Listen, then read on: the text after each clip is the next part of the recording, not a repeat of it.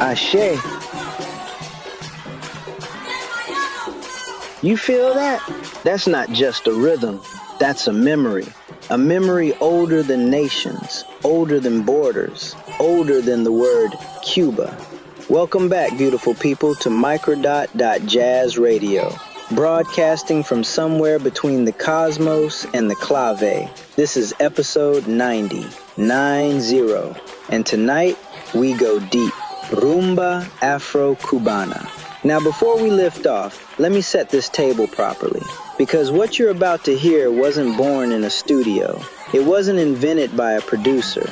This music arrived, carried across the Atlantic in the hold of slave ships, wrapped inside the bodies of the Yoruba people, men, women, and children stolen from what is now southwestern Nigeria, Benin, Togo, the ancient kingdom of Oyo, the sacred city of Ile-Ife, the birthplace of human civilization according to Yoruba cosmology. They brought nothing with them, and they brought everything. Because you cannot take the Orisha from a person. The Orisha are not a religion the colonizers could confiscate. They are forces of nature, living energies encoded in the universe itself. Ogun, the iron, the will to cut through. Yemoja, the mother of waters, the ocean that carried them whether they consented or not. Sango, thunder and lightning, the king who never kneels. Oshun, sweet water, honey, beauty, the feminine divine who holds what the world underestimates. Babalu Aye, healer of the afflicted, lord of earth and transformation. Elegba, Eshu, the crossroads keeper, the opener of paths, the first one you always call. When the Yoruba arrived in Cuba, enslaved but unbroken, the colonial Catholic Church demanded they abandon their Orisha.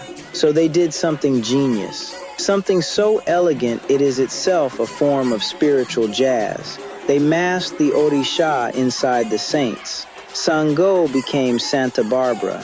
Yemoja became Our Lady of Regla. Oshun became Our Lady of Charity. Elegba became Saint Anthony, or Saint Peter at the Gate. This became Lukumi. This became Santeria.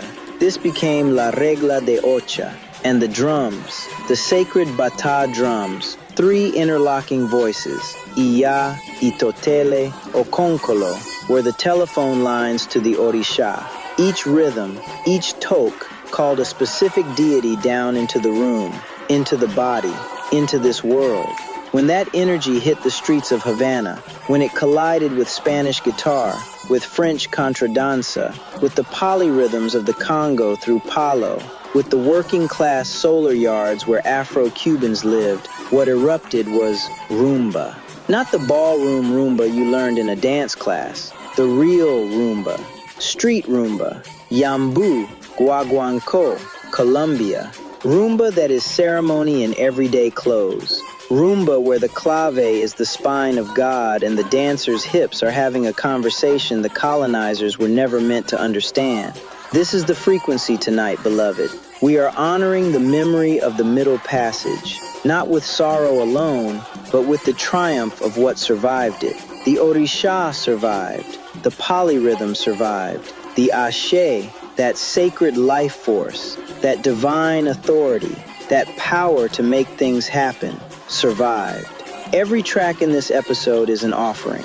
So however you're receiving this right now, whether you're in your car, your kitchen, your studio, your headphones deep in the late night dark, pour something out if you have it, light something if you feel it, breathe, and let it move you. Because that movement, that involuntary thing your body wants to do when the clave locks in and the conga opens up, that's ancestral memory activating. That's the Orisha saying, we made it. This is Microdot, Jazz Radio, episode 90, Rumba AfroCubana. I'm your host, Microdot. Ashe, ashe, ashe. Let's ride.